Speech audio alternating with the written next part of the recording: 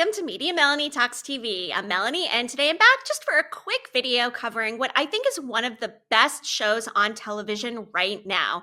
The season 1 finale of The Pitt just streamed on Max last night, and you know what? If I owned scrubs, I would be wearing them today. Instead, I opted to wear my Animal Kingdom hoodie in honor of Sean Hattasey, who of course played Pope on that show. I love him as an actor, and while we didn't get a lot of him in the first few episodes, we got a lot of Dr. Abbott on the back end, and could not be more appreciative of that. And the reveal we had in the finale, we all kind of had this vibe that Dr. Abbott maybe had some military training, given his leadership and the things he was able to accomplish in that mass casualty from Pitt Fest. And then, yes, it was revealed he is a veteran and he does have a prosthetic. He lost a limb in war or while he was serving. Not only that, but there were some other really great reveals for these characters in this episode. And if you haven't watched this yet, it is 15 episodes. So we essentially just spent 15 weeks watching the show. But the best part is the formula of it all. It's similar to 24 in that each episode represents 1 hour of a shift in the ER. So yeah, we just spent the last few months watching this series, and it took place over 1 day. And some people may think 1 day, I mean, how boring is that week to week? No, I was on the edge of my seat every single week for this show. I thought about it throughout the week. And if you enjoyed the show ER back in the 90s, it was one of my favorites. Or if you like medical dramas in general, or honestly, if you just like really great writing, strong characters, and a dramatic plot and lots of tension, then this show is for you. And while it is not a spinoff of ER, of course, it does star Noah Wyle, and it is by John Wells Production. So there is definitely a feeling of ER, but I'm going to go out on a limb and say that this show may end up surpassing ER as the best medical drama of all time. I don't know if I can even watch other medical dramas now because everything will be compared to The Pitt. And while I wasn't here covering it week to week, I just felt so strongly and passionately about this series, and I will definitely be covering season 2, which they have said will do a time jump of 10 months and take place over a 4th of July weekend. But the best part is season 2 is coming in January. January, are you even kidding? That's a matter of months compared to some of these shows that take years to come back on our screens. Looking at you, Severance, for one, could not appreciate the fact that we don't actually have to wait that long. And there's so much potential for what they can do with this show. Before I get more into this finale and how much I love this show and plan on gushing about it all over my social media between now and January, please go ahead and like this video and be sure that you are subscribed to my channel for more TV talk videos. I'm currently covering The Handmaid's Tale Season 6 and Your Friends and Neighbors on Apple TV+, starring Elizabeth Moss and Jon Hamm, respectively, both from Mad Men, two of my favorite actors. So don't miss that. Also going to be talking about Poker Face on Peacock coming in May, The Summer I Turned Pretty on Amazon Prime in July, potentially The Buccaneers, which is coming back for a second season in June. So stick with me for more TV talk. Diving into this finale of The Pitt, it's interesting because the peak this season was obviously the Pitt Fest shooting. There was a mass casualty event. And not only was it graphic to watch, but the emotional impact of all of this and the respect I have gained for all medical professionals in general, but especially in an emergency setting, off the literal charts. Everything this show did was perfection. And from what I've been reading, medical professionals themselves have said this is one of the most true to life medical dramas of all time. They get it right. I've been listening to some interviews, and one thing that I heard behind the scenes wise is the fact that they did not allow cell phones on this set, but they did have a lending library, and Noah Wyle would go around asking everybody what they're reading. And one of my favorite scenes from this finale, that rooftop scene, which is a callback to the first episode when we saw Dr. Robbie and Dr. Abbott on the rooftop talking after the night shift. They filmed the roof scenes before they filmed anything else. So they had to kind of tie it in to arrive there. There was a really great interview with Noah Wyle on one of the Ringer podcasts, The Watch. I love listening to those guys, Chris and Andy, talk about TV as well. But Noah Wyle said, you know, they filmed that before any of this other stuff was even shot, and just the genius of all of that and how they kind of used that as a device to get where they wanted to be. The brilliance of it all. I cannot commend this entire production team, this entire cast enough. And yeah, okay, everybody, severance this, severance that. No. I think The Pitt deserves all of the Emmys. Adam Scott's great. Don't get me wrong. I love Severance, covered it on my channel. Noah Wyle, Emmy season incoming for me, okay? I mean, he was fantastic from top to bottom, not only as a badass doctor, but also giving us the emotional side of things. We saw a side of a medical professional that we typically wouldn't see, perhaps unless we are a loved one. Seeing him working and unsuccessfully save the life of Leah, who is his stepson's girlfriend, seeing him have this emotional breakdown where Whitaker comes in and helps pick him up off the floor and get him back working because everybody needs him. The badass boss move in this finale when he brought the dad of the Google Dr. Measles kid into the Pitt Fest morgue, which is a literal crime scene, to have the impact of saying, hey, look, we couldn't save all these people, but we can save your son. The fact that they even had a measles storyline before all of this was current news and events, and the Google mom of it all, the Google doctoring. Now, I'm no doctor, but I do consider myself to have a PhD in Googology. Google doctoring. I'm that person. I'm always Googling symptoms. And spoiler alert, usually you feel like you have cancer, even if you don't. But I appreciated seeing the perspective of this from a doctor who's like, hey, we can save your kid. Like, what are you doing? We perform spinal taps all the time. And the fact that the dad went against the mom to get it done and save the son, just so well done. One of my least favorite characters throughout this entire season has been Dr. Santos. Her and her dumb nicknames, the attitude and the ego that she seems to have. I will tell you, she's still not my favorite, but I've come around on Santos after seeing her have this heart-to-heart with the kid who OD'd in the parking lot, who, like, for a split second, I thought, oh my gosh, like, is he going to have been involved in the shooting somehow? Spoiler alert, he was not. But the emotional impact of her giving some of her backstory just enough so that us as viewers maybe don't completely hate her. And then to double down, discovering that Whitaker is actually living in the hospital and she offers him a place to live. Get out of here. Dr. Santos, you know what? I apologize. Well, you are still not my favorite. You know what? You're not the worst either. And I think that was a very redemptive arc for that character. And then on the opposite side of things, for a doctor, I really love Dr. Mohan. She was literally running on this huge adrenaline rush, just waiting to do more doctoring things. And for a moment, I thought, oh, is her backstory going to be maybe that she is bipolar and this is more of like a mental health thing? No, it was not. But I like that they were showing us that, you know, some of these people do have lives. I mean, we saw McKay, you know, she's got a son. We met her husband. We saw Dr. Robbie's stepson there. But it doesn't seem like she even has a life. And her arc of actually going to the park to enjoy a beer with the rest of the crew, I like and respect that. And it also gives me hope that maybe she will be able to find more of a work-life balance moving forward. Some of the things these doctors did during this mass casualty event, this Reboa. Now, again, I'm not a doctor, but it seems like doing a Reboa in this environment was quite a feat. Not only that, but Dr. Javadi using some of these items to fashion things that they needed that they were running out of. And Dr. Mel King, I was going to save her for last. I didn't really make notes on this, more of a stream of consciousness here because I just have so much passion for this show. I loved her. I did not realize until about halfway through the season, she's Bryan Cranston's daughter. Now, you can say Nepo baby all you want. This actress, Taylor Dearden, has earned her spot. And yes, she had starred on a show before.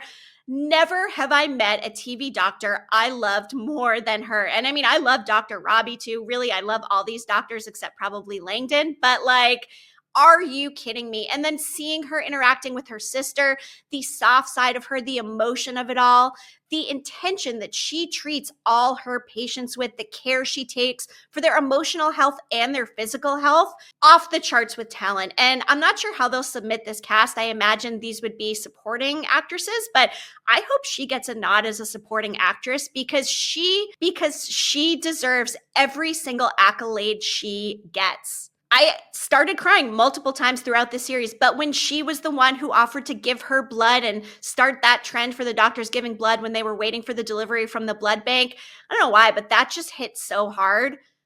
I am convinced that she's a real life doctor. And for an actress to come in and all of this cast to come in and be so convincing, actors in medical dramas are one of the hardest roles to fulfill with all the technical terms and actually making you feel like you are in an ER. And with the formula of the show, of it being hour to hour in the one shift and not making it feel monotonous and building this tension, genius.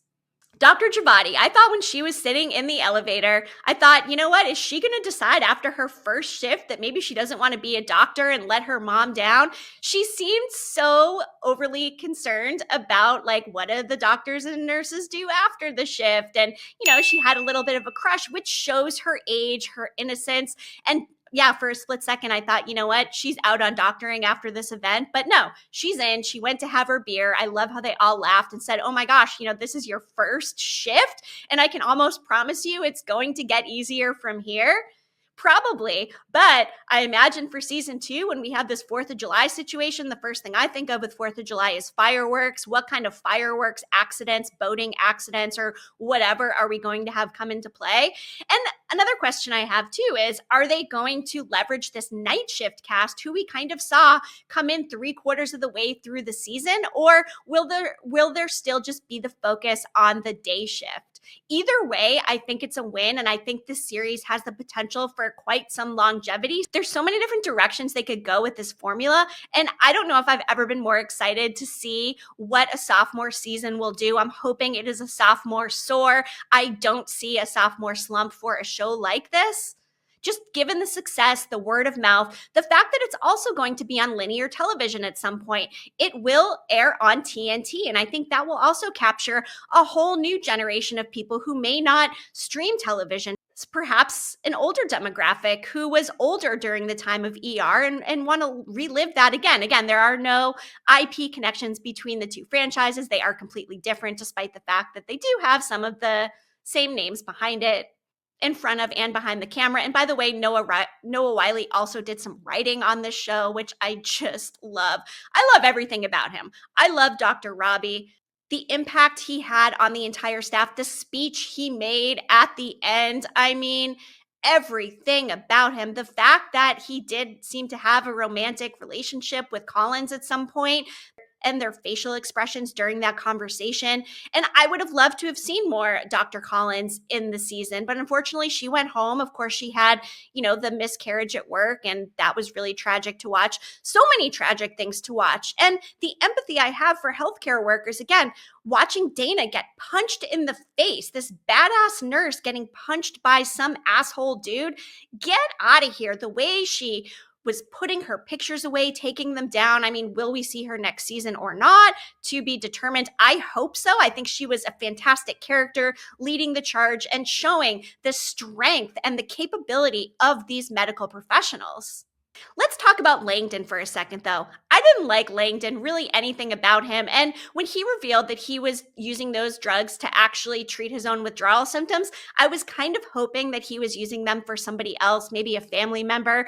But the fact that it was him doing that, I don't know, I just lost a lot of respect for him. And maybe he is a great doctor, and the actor played this character very well. The fact that both he and Robbie went to Dana at the end of the episode and were like, hey, did you hear anything about me today? And when we finally got Langdon and Robbie having the conversation after the shift, when, Langdon came back, Robbie didn't want him there. And it was good that he was there because they needed all hands on deck, of course. And I like that Robbie still has the compassion of forgiveness. Yes, it is a daunting 5-year plan for this character to redeem himself and prove himself loyal again, prove that he can be trusted. And I'm curious to know, will that be a big focus moving into season 2? I kind of didn't want him to come back, but at the same time, I thought, you know what? Robbie respects him as a doctor. He put in the good work today. And while that wasn't enough to just say, oh, yeah, hey, come back to work, Robbie is also very intentional with every decision he makes. And that rang true as well. And Dr. Robbie is a complex character. He's obviously still dealing with quite a bit of PTSD from losing his doctor mentor during COVID. And the way that they infused COVID into the storyline without it being too forced, too much, I think it was just the right balance. And the current day storylines in general, there were some pretty graphic moments. The childbirth, yes, that was a prosthetic, and it happened to air in the same week that we got some full D on the White Lotus. I was like, wow, what a time for genitalia on television. But seeing an actual graphic childbirth like that, I gave birth, a couple times. I did it with no epidural, all that stuff. So even as someone who's given birth, I was kind of taken aback and not expecting to see that full nature of birth. But hey, respect to the show for keeping it real. There were rats running around the ER at some point. There were some pretty tragic storylines that were really hard to watch, especially the drowning child. Like, that really got me. The topic of caregiver burnout with the daughter who's taking care of her mom and we didn't know if she'd be coming back. With the shooter at Pitt Fest thinking that it was David. And I was thinking, I do think it would be too obvious for it to be him, and it turned out to not be him. And what I like about that is the fact that ER workers don't always get to see the closure with things. It would have been maybe interesting if David was the shooter, but it also shows that while we're immersed in this life in the emergency room, there's a whole nother world out there going on, and they will not always get to see the happenings or the behind the scenes of, what happened at Pitt Fest itself. They will not get to see the resolution for a lot of these people who leave. I mean, the girl who we thought was in sex trafficking at one point, like, what's going to happen to her? They dealt with abortion and the aunt who brought her niece in without her mom's permission and how that story ended up resolving. The woman getting pushed on the train tracks, the opioid storyline, and the fact that the son who OD'd was going to be an organ donor, and the way that the staff gathers and kind of applauds the family's decision for that, and the fact that he's going to go and help other people live their lives when he unfortunately had a very tragic ending. The other family whose daughter did survive. I mean, the old hippie, all of these things that happened during the mass casualty were kind of boom, boom, boom, but every single story had some kind of impact. McKay, for that matter, disabling her ankle monitor when the police came in and were going to take her away. I was like, oh no. And I am so glad they resolved that at the beginning of the finale, because there was no world in which anybody would be okay with taking away a doctor who literally just saved so many lives, including a law enforcement officer during the biggest mass casualty ever to happen within that city and probably state. So glad she got free. And when she did disable her ankle monitor, I believe it was with the IO drill, that IO drill played a character of its own. I mean, they were using that thing for drilling into skulls, doing everything. And just the medical insight of it all really got me as well. And the way that they're able to use these different tools during a time when not everything was available or in stock. Just pure insanity. And this one day, especially for the doctors whose first day it was at work, these doctors will remember this for the rest of their lives. This will sit with them very heavily, but it will also have given them insight into tragedies like this. And hopefully nothing like that ever happens there again. Although I do imagine the 4th of July situation is not going to be a good one. But if they can handle this, they can handle anything. And I'm hoping that we get another 5 seasons of this to see how they metamorphosize from this situation into whatever else they are thrown. And the way at the end that Gloria does recognize the staff for everything they did, when, she was critical of certain things, during the Pitt Fest shooting and whatnot, there are not enough words of gratitude that she could have given to thank them. And I think she did a great job. And we don't know if they actually talked to the press or not. It doesn't really matter. But I think the sense of pride every single person who spent this shift in the ER will have in themselves, and the confidence in their medical abilities from this is just astounding. I can't imagine ever witnessing any of this. I mean, McKay's husband, when, he was in there with the broken ankle and her son was in there, and he kind of walked out at one point and was just in shock and awe of what his ex-wife was doing there. I don't know if I could handle that. In fact, I definitely could not handle that. Medical professionaling is not for me. I could never be a nurse or a doctor. I could not deal with the bloodshed, with the emotion of it all.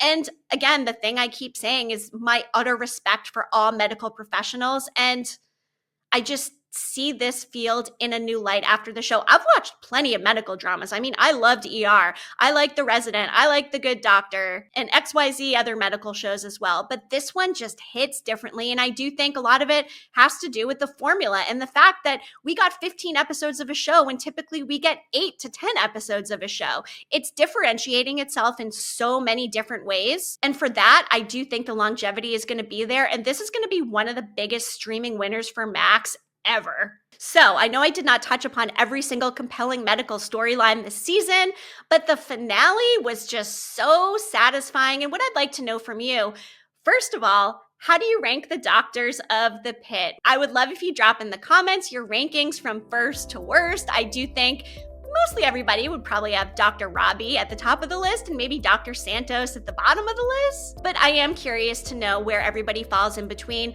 I had posted on Twitter and Blue Sky about Dr. Mel King, and I wish that she was my real life forever doctor. We all want a doctor who listens. I've recently had to spend some time at the doctor. I'm fine, don't worry. But it is very frustrating when you go and you just want to have their ear and they're like, hey, sorry, like gotta go see the next patient. Nothing more frustrating than that. And seeing Dr. King gives me hope that there are doctors out there who do actually listen and have a patient first approach. And even if you can't always do that in this time crunch of an ER situation, watching her make the most of her time and abilities while she was there.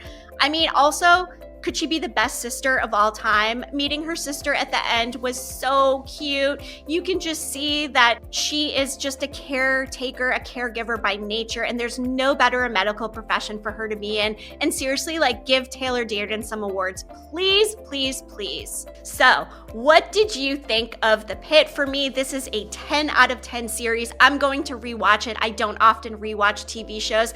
I've been gushing to literally every single person I know who asks me about TV. And you know what? People that don't ask me about TV, hey, have you watched The Pit? Did you like ER? I can't get The Pit out of my mouth. And I hope the same for you. This has just blown me out of the water. Adolescence on Netflix has been another really strong show this year, but for me, The Pit surpasses it. And again, the fact that we're getting it back in January, yes, please. So again, I do plan on covering this next season. Be sure you are subscribed. Go ahead and like this video. Catch some of my other TV talk as well. The Handmaid's Tale, Your Friends and Neighbors, Poker Face, The Summer I Turned Pretty, maybe The Buccaneers, maybe even some content from The Last of Us. We'll see. But either way, I really appreciate you tuning in. I will be back again soon. Media Melanie, clicking off.